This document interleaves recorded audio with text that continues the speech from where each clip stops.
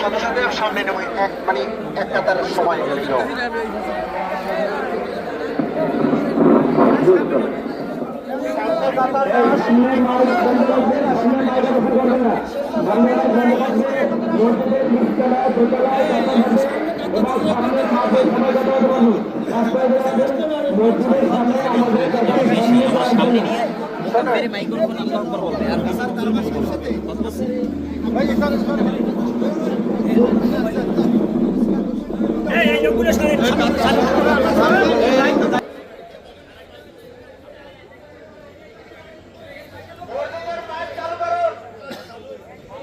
রাস্তা লোক থাকলে মসজিদে ঢুকতে পারে।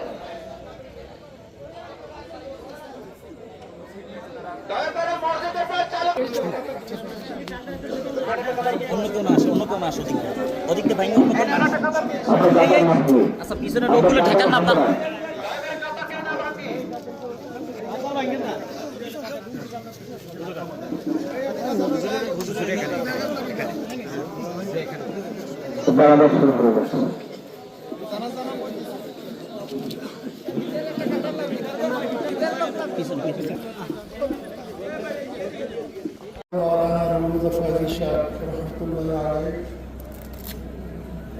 আমার সরাসরি উস্তাদ ছিলেন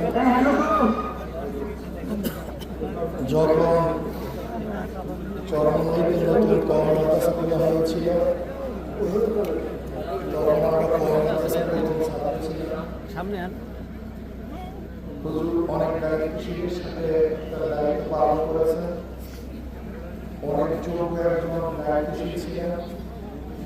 উনি চরমনাই জামিয়ার নায়ক হিসেবে কার্যকরী নায়ক হিসেবে জীবন দায়িত্ব পালন করেছেন।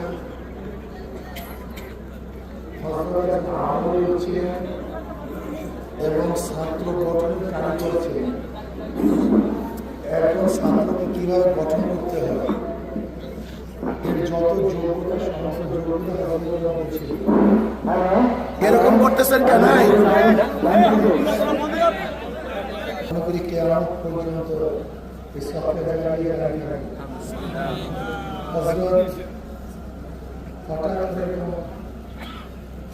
আমাদের থেকে বিদায় করবেন, আমাদের চিন্তা রাখতে পারি।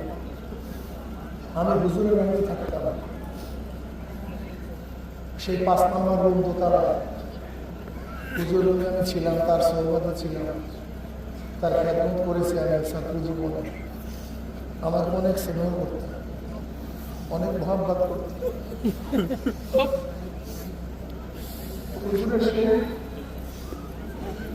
আমাদের কালী হুজুর ইনি এবং হুজুর বাগানের হুজুর এরা একসাথে এসছেন।